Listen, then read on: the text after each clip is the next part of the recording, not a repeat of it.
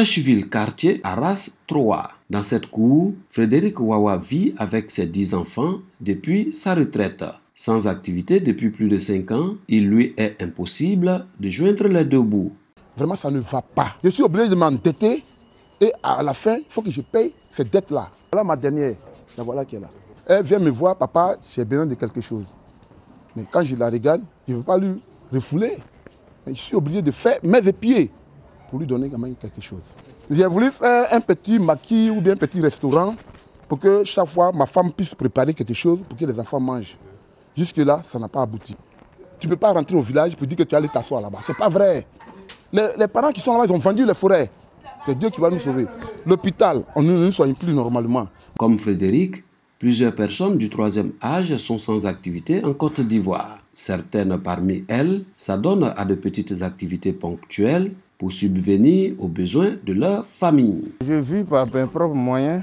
Les petites maisons qui sont là, qui ne rapportent rien, c'est par rapport à ça que je vis. À Yopougon, la question de la retraite demeure une préoccupation pour la Confédération des associations des retraités du public et du privé de la commune. Afin de garantir une bonne retraite, on prend les devants. Les seniors à la retraite ou encore en activité sont instruits sur les bonnes méthodes de gestion des ressources financières ou de salaire. L'épargne est présentée comme le seul moyen pour s'assurer une retraite paisible et harmonieuse. Il faut toujours préparer l'avenir par des investissements. Et pendant que vous travaillez, il y a des entreprises qui vous aident. Par exemple, il y a des opérations immobilières que certaines entreprises mettent en place pour les salariés. Il faut s'y souscrire. Donc, et deuxièmement, il faut rentabiliser vos revenus. C'est ça qui est important. Qu'ils soient modestes, mais il faut les rentabiliser. On peut investir en fonction de la capacité que nous avons. Et le peu d'investissement que vous faites au bout de 10 ans, 20 ans, peut vous apporter des revenus supplémentaires. Parce qu'effectivement, les pensions sont modestes et la pension à elle seule ne peut pas permettre de faire face aux problèmes de la retraite. Des échanges riches en enseignements selon les seniors en quête d'astuces pour s'épanouir et assurer leur vieux jour. Quand on est en activité, le pouvoir d'achat qu'on a n'est pas le même que quand on est à la retraite. Donc on n'est plus en mesure de régler les problèmes comme quand on travaillait. Donc ça, il faut qu'on comprenne le retraité. Ce n'est pas de la méchanceté. En réalité, il n'a plus les moyens. Le retraité, à l'heure actuelle, mène une vie difficile. Parce que la retraite, c'est une nouvelle vie. À cet âge-là, c'est là qu'on a les petites maladies de gauche à droite. La passion que nous percevons, vraiment, c'est insignifiant. C'est pour cela qu'on demande aux autorités de s'occuper des retraités. Parce qu'eux-mêmes, ils sont retraités. Et s'ils ne sont pas retraités, ils viendront.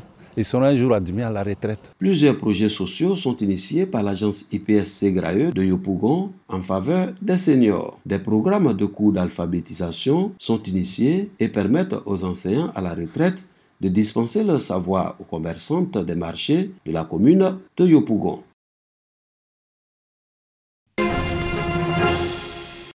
Les rideaux sont tombés sur le 10e Salon international du livre d'Abidjan, SILA 2018.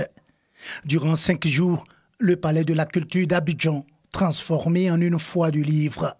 Ce salon qui vise à contribuer à la promotion et au rayonnement de l'industrie du livre ivoirien est une opportunité offerte aux auteurs pour faire valoir leurs œuvres littéraires.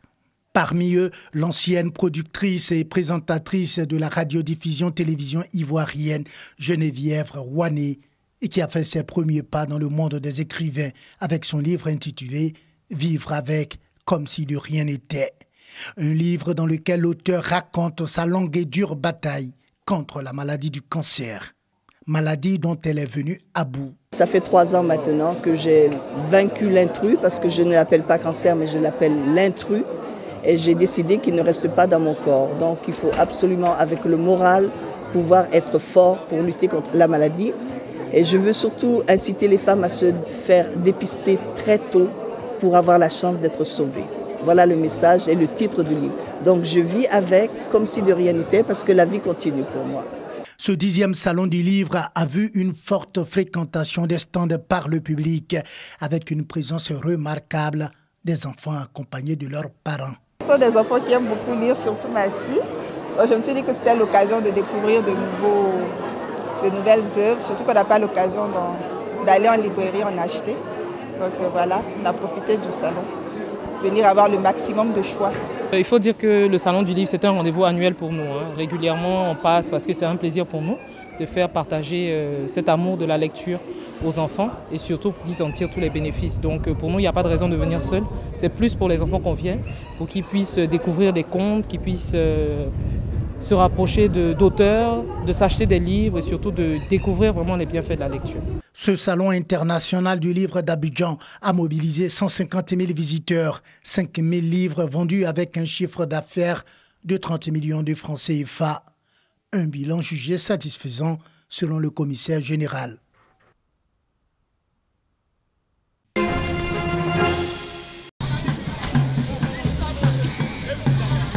Une procession de la place Abissa dans le quartier Nzima à la cathédrale Sacré-Cœur de Grand Bassam, puis une messe.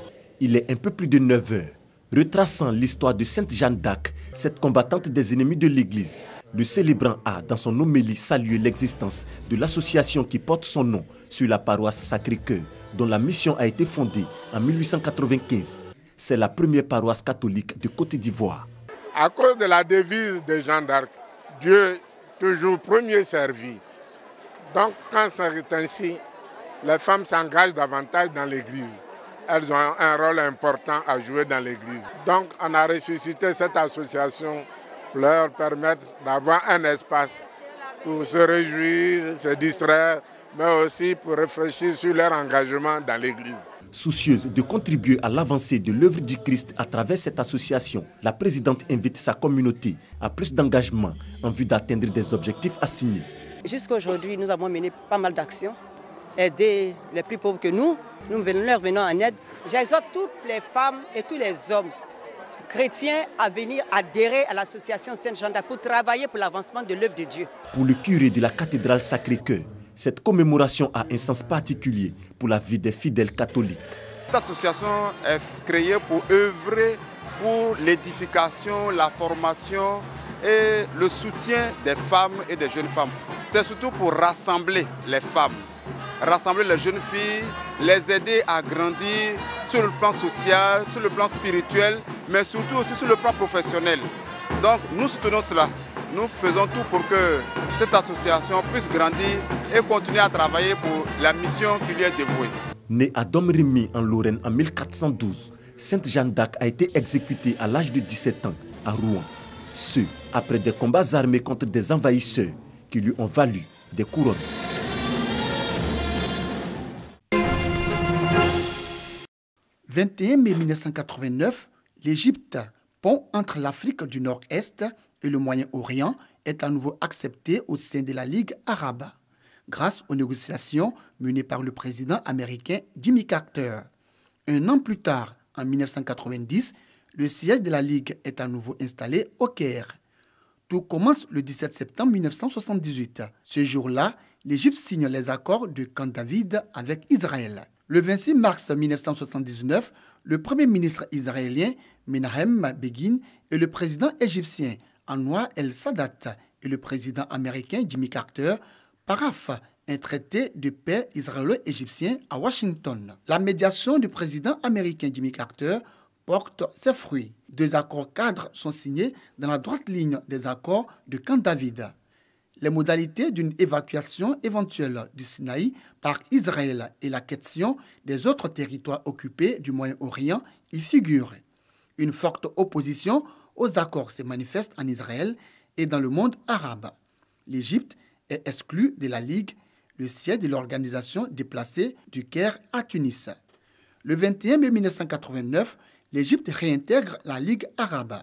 Le 10 septembre 1990, 12 des 21 membres de la Ligue arabe entérinent la décision avec le retour du siège au Caire. Le changement est effectif le 31 octobre 1990. L'organisation régionale fut fondée le 22 mars 1945 au Caire par 7 pays et compte aujourd'hui 22 États membres. La création de la Ligue prend racine en 1944 sous l'impulsion du gouvernement égyptien aidé des Britanniques. L'idée est d'affirmer l'unité de la nation arabe et l'indépendance de chacun de ses membres. La conférence d'Alexandrie du 25 septembre 1944 détermine les bases de la future association.